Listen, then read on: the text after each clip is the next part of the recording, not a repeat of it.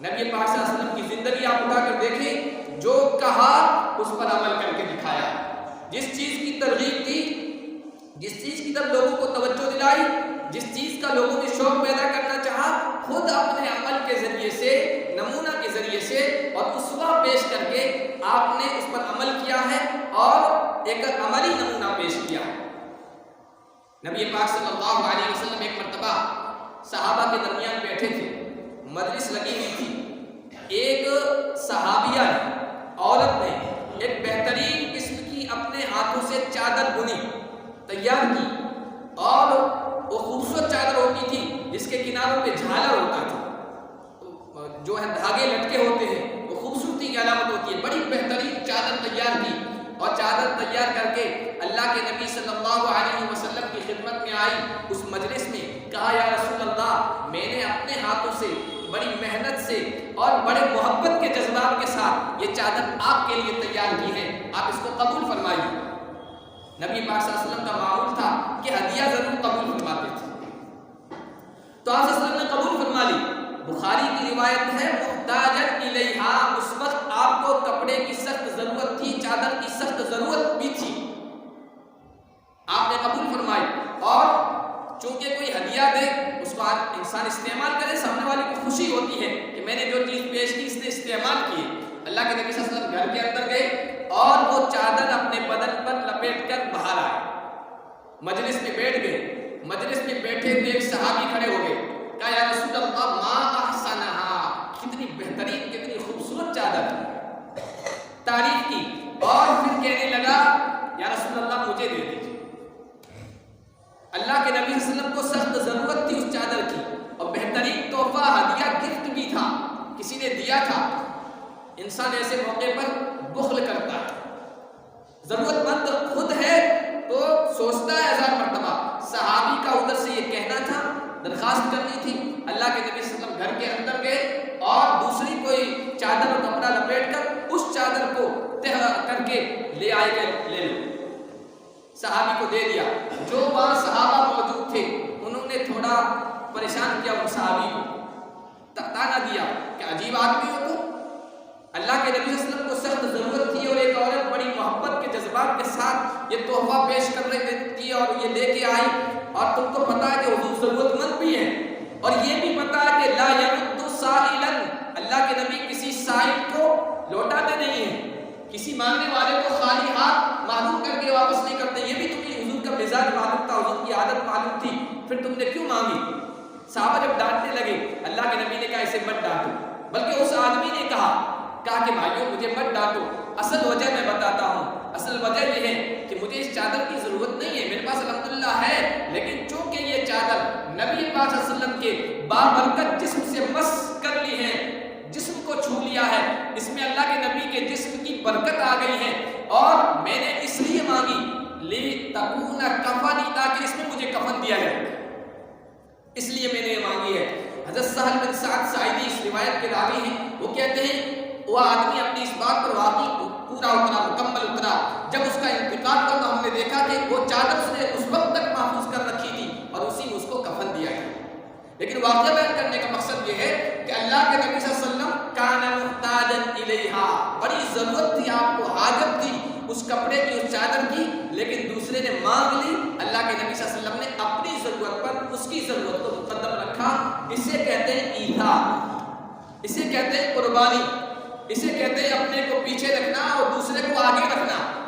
آج سماج میں، معاشرے میں اور انسان کی بھری اس دنیا میں یہ چیز بالکل کھو گئی، خود غرضی غالب آ گئی، مطلب پرستی غالب آ گئی، ہر آدمی اپنے آپ کو آگے رکھنا چاہتا ہے، دوسروں کو ملے یا نہ ملے، دوسرے محروم رہیں یا کچھ بھی ہو جائے، بس میری ضرورت پوری ہو جائے، میری خواہش پوری ہو جائے، میرا مطلب پورا ہو جائے۔ اسلام نے ہمیں یہ تعلیم نہیں دی ہے، اسلام نے ہمیں ایثار کی تعلیم دی ہے۔ نبی رحمت صلی اللہ علیہ وسلم نے انسانوں پر رحمت اور شفقت کی چادر پھیلانے کی تعلیم دی ہے۔ آپ صلی اللہ علیہ وسلم نے اپنے عمل کے ذریعے سے بھی یہ بتایا، اور چونکہ جب ایک عملی نمونہ سامنے آتا ہے بڑے کی طرف سے، امیر کی طرف سے، قائد کی طرف سے، سرپرست کی طرف سے، تو اس کا اثر ماتحتوں میں بھی دکھتا ہے۔ جو اس کی سرپرستی کے لوگ ہیں اس میں ان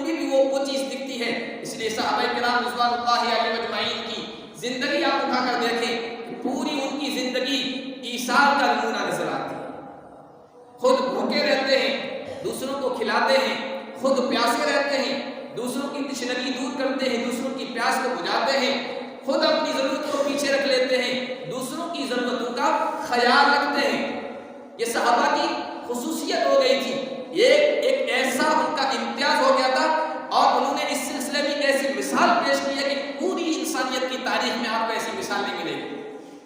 آپ ہجرت کے واقعے کو دیکھیں، صحابہ کرام رضوان اللہ علیہم اجمعین، مہاجرین مکہ سے لٹے پٹے آئے بے خانماں ہو کر، مدینہ میں کوئی ان کا گھر نہیں ہے، کوئی رشتہ داری نہیں ہے، تعلقات نہیں ہے، یہاں نہ تجارت ہے نہ کاروبار، سب کچھ تو انہوں نے قبضہ کر لیا اور چھین لیا، لٹے پٹے مدینہ آئے ہیں، اور یہاں پر اللہ کے نبی صلی اللہ علیہ وسلم نے اسلامی اخلاق کی تعلیم دی، انصاری صحابہ نے اس پر عمل کر کے دکھایا۔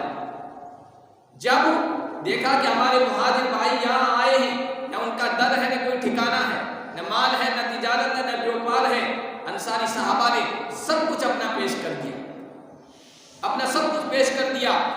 کہنے لگے یا رسول اللہ، ہمارے مہاجر بھائیوں کو ہمارا بھائی بنا دیجیے۔ بھائی بنانے کی درخواستیں دینے والے زیادہ تھے، اور صحابہ جو مہاجر تھے، ہجرت کرنے والے تھے، وہ کم تھے۔ یعنی آپ دیکھیے کہ کتنا دوسروں کی قربانی کے لیے اپنے آپ کو پیش کر رہے ہیں۔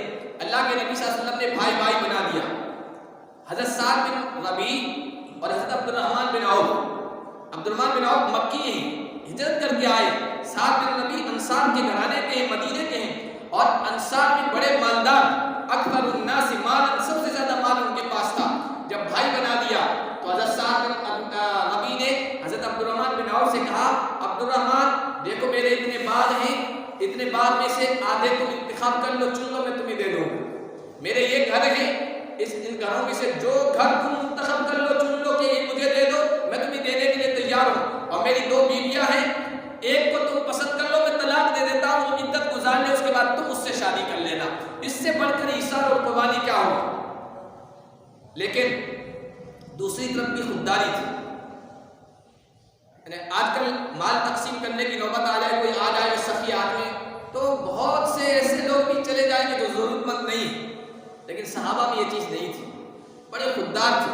حضرت عبد الرحمن بن عوف نے کہا، بارک اللہ لک فی اہلک و بیتک و مالک، بھائی صاحب اللہ تمہارے مال میں برکت عطا فرمائے، تمہارے گھر میں برکت عطا فرمائے، تمہاری بیویوں میں برکت عطا فرمائے، گھر میں برکت عطا فرمائے۔ بھائی وہ نہیں ہوتا جو اپنے باپیوں کو طلاق دلوائے، میں یہ نہیں کرنا چاہتا، بس دلنی علی السوق، مجھے تو بازار کا پتہ بتا دو، میں ایک تاجر آدمی ہوں، بیوپاری آدمی ہوں، بازار کا پتہ بتا دیا گیا، اپنی تجارت کی، پھر اس کے بعد جو کچھ ہوئے سب کو پتا ہے۔ مدینے کے 60 لوگوں میں حضرت عبد الرحمن بن عوف کا نام آتا ہے۔ انسان جب خودداری برتتا ہے اللہ تعالیٰ راہیں کھولتے ہیں۔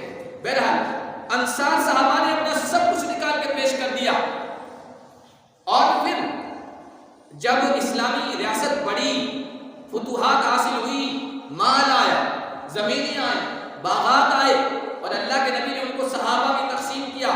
سب سے پہلی مرتبہ جو سب سے زیادہ زمینیں آئی تھی، باغات آئے تھے، وہ یہودی، انہوں نے اللہ کے نبی سے کیا ہوا معاہدہ توڑ دیا تھا، غدار بن گئے تھے، تو اللہ کے نبی نے ان کو وہاں سے ہٹا دیا کہ ایسے غداروں کو ملک میں ضرورت نہیں ہے۔ وہ زمینیں قبضے میں آئی جو اللہ کے نبی صلی اللہ علیہ وسلم نے مہاجر صحابہ میں تقسیم کرنی چاہیے کہ ان کو دے دیا جائے تاکہ ان کی ضرورتیں پوری ہو جائے۔ وہ زمینیں ساری تقسیم کر دی گئی۔ انصار صحابہ نے بہت بڑی قربانی دی تھی، مدینے کے باشندوں نے۔ اللہ کے نبی کو، مہاجرین کو ٹھکانہ دینے کا مطلب یہ ہے کہ اس وقت کی پوری اس جزیرۃ العرب کی آبادی سے، اس وقت کی دنیا سے دشمنی مول لینا تھی۔ اس سے بڑھ کر قربانی کیا ہو سکتی ہے؟ قربانی نہیں تھی، لیکن جب لینے کا وقت آیا تو پیچھے رہے۔ کسی ایک انصاری صحابی کے دل میں یہ بات نہیں آئی کہ قربانی تو ہم نے دی، اور جب لینے کا وقت آیا تو دوسروں کو دے رہے، اپنے رشتہ داروں کو دے رہے، مہاجروں مکے والوں کو دے رہے، نہیں۔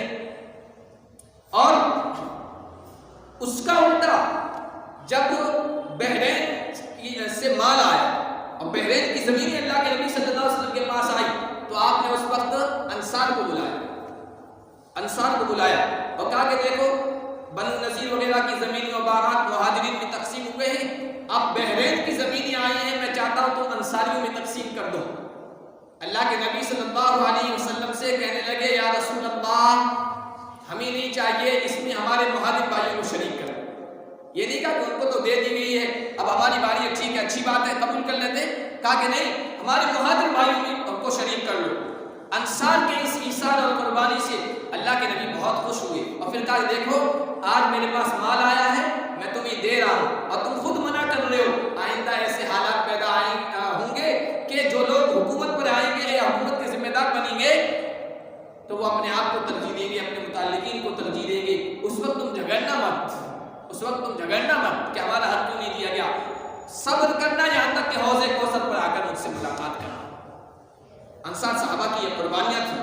اسے کہتے ہیں عیسیٰ اپنی ضرورتوں کو پیچھے رکھا اور دوسرے محتاجوں کی ضرورت مندوں کا خیال رکھا، ان کی ضرورت کا خیال رکھا. اس طرح کے واقعات صحابہ کرام رضوان اللہ علیہم اجمعین نے بے تعداد لا تعداد بے شمار